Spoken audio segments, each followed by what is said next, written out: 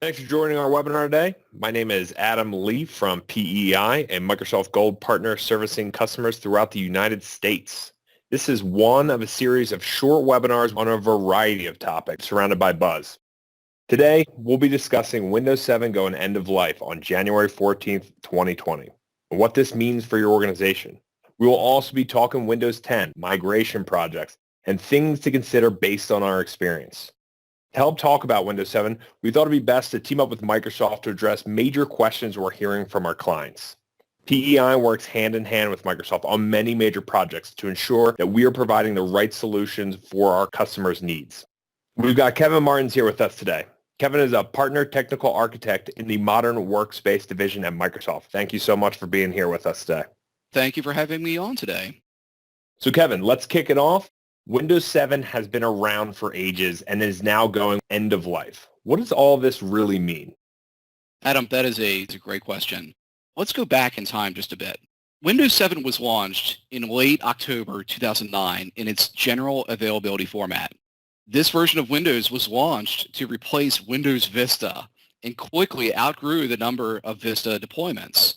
Within 2.5 years of the original release of Windows 7, it grew to more than 630 million deployments worldwide. That amount of systems and people running Windows 7 speaks volume to how well it was received and how many organizations used it. But the important point here is really that it was released over 10 years ago. It was built during a time when computer viruses were not nearly as widespread or as sophisticated or as polymorphic, and by polymorphic I mean constantly changing, as they are today. As with most major systems and applications that Microsoft releases, Windows 7 had a 10-year support lifecycle where Microsoft released updates and security patches for it.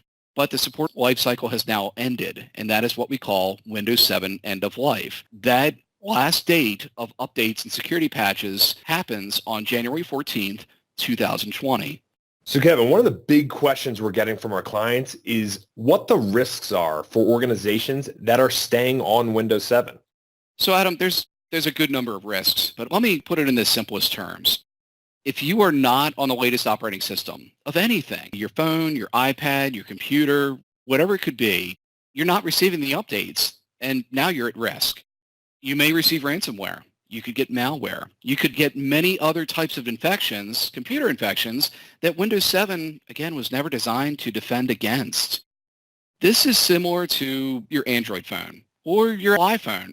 We all receive those notifications to update, and when we receive them, we go ahead and we update it. Usually it's at night at some point, right? We update it not just for the new features, but also to help mitigate against any new security risks and vulnerabilities that the vendor has identified. They're putting these updates out there to help protect us as the end user. After Windows 7, Microsoft released Windows 8, then 8.1. But now Windows 10 is out and there is some serious buzz surrounding it. Why is this operating system so popular, and why should organizations consider upgrading from Windows 7 to Windows 10? So Windows 10 was released in October of 2014 in public preview status. This meant that the public could test out the operating system and provide us valuable feedback. Microsoft wanted to make sure that we got this new interface right.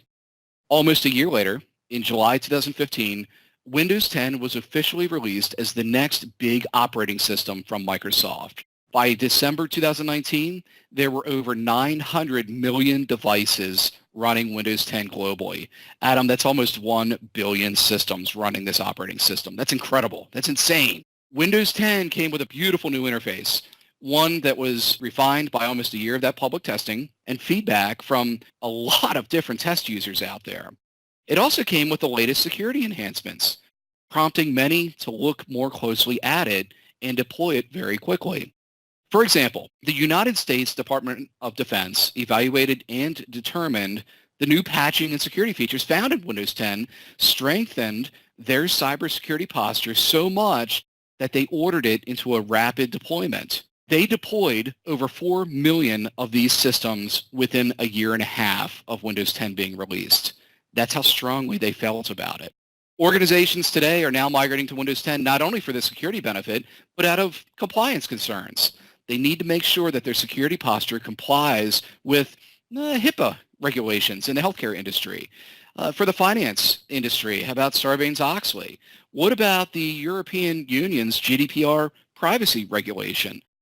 They all include operating system licenses that must be met by those organizations. Let's talk about some of the concerns organizations have about a migration project for Windows 10. Tell us what they are and how they can be mitigated. Sure thing, Adam. So the key thing organizations need to remember is that they are not the first to migrate to Windows 10.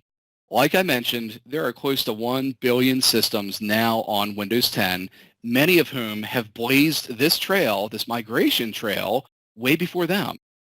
Microsoft has taken all of the learning from these millions and millions of migrations and applied it back into the process to make the migration process even more seamless.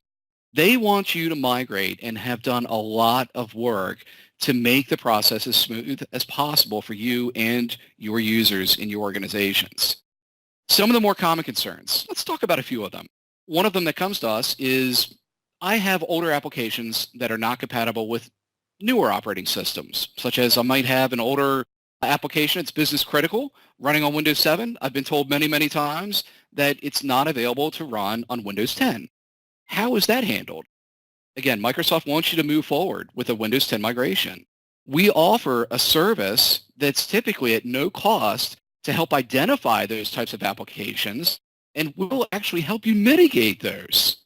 This includes, again, those older business critical applications made by companies who went out of business years ago, where the source code is not even available. We'll help you through that process and get you working on Windows 10. One of the other questions that comes to mind is, okay, how are my users impacted as part of this? Is this a day-long process? Is my company going to be shut down for a day? Oh, look, most of these migrations can be done in an automated fashion. They're done during the evening, weekends, after hours, whatever it may be, whatever is best for your business. So users leave one day running Windows 7, and the next day they come back and they're running Windows 10 with all of their applications and all of their data running as it was before. It's just a different interface. Now look, I'm saying all this, but I get it. I'm not trying to paint a complete picture of harmony here. There are hiccups. There's always going to be hiccups with this. Nothing is ever perfect. Even with all of the lessons learned that we have, there is something that's going to happen, right? But for the most part, this is a smooth transition process that is enabled by all of the learning from the migrations that's happened before you. One of the other questions that comes up is, hey, I've got some older laptops and older desktops. Does the hardware that's in those older systems meet the requirements of Windows 10? Well, yes, there are requirements for Windows 10 that must be met for that great user experience. But systems bought within the past 5 years, they typically meet these hardware requirements. And if they don't, well, we should be talking with you anyway, regardless of a Windows 10 migration project, about upgrading those systems anyway. The other thing that comes up is, hey, Kevin, this sounds like a very manual and a very expensive project. Well, not so, because you have to realize that most of the migration efforts on these systems is automated without any user interaction required.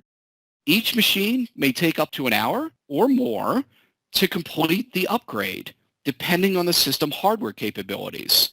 To help us prepare for the upgrade, one of the ways we get data about your environment is through the use of Windows Analytics.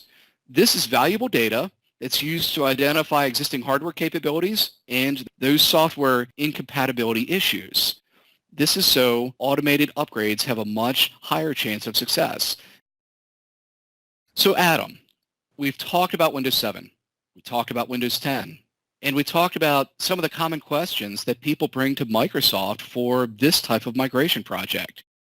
Tell me more about the approach that PEI has developed with its customers around this project. We've migrated multiple clients to Windows 10 and have the experience to get this done the right way. We start by talking with you about your business, about your goals, your timelines, discover when your users are least likely to be online, and talk about critical dates for your organization. We try to understand everything needed to help plan out a successful migration.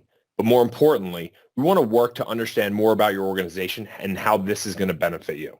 We then take an automated inventory of all your systems using the telemetry your Windows 7 system already configured to provide. Data is then analyzed to talk about any upgrade issues that are hardware or possibly software related. And then we get the reports on applications that are known to be compatible with Windows 10, as well as those that require a little bit more investigation. Using all of this information, we then develop a project plan with dates, user communication planning, targeted systems. We can even work to identify your executive team who may need a little bit more of a white glove experience. Lastly, we have a full operations team on staff that handles day two support in case any issues ever arise. As Kevin said, it's never going to go without hiccups. PEI even offers training options for those who want to learn more about Windows 10 changes and any other Microsoft applications that are out there. This is really what makes our migration process so seamless. I love the approach to your projects, Adam. So what is next? Organizations who want to know more about Windows 7 end of life, more about Windows 10, more about their migration options, what should they do next? With all this in mind, we encourage organizations to simply reach out and contact us for more information. We are happy to schedule a no-cost consulting session with you to discuss your environment, provide some recommendations, and see how we can assist you with this project. It's really that easy.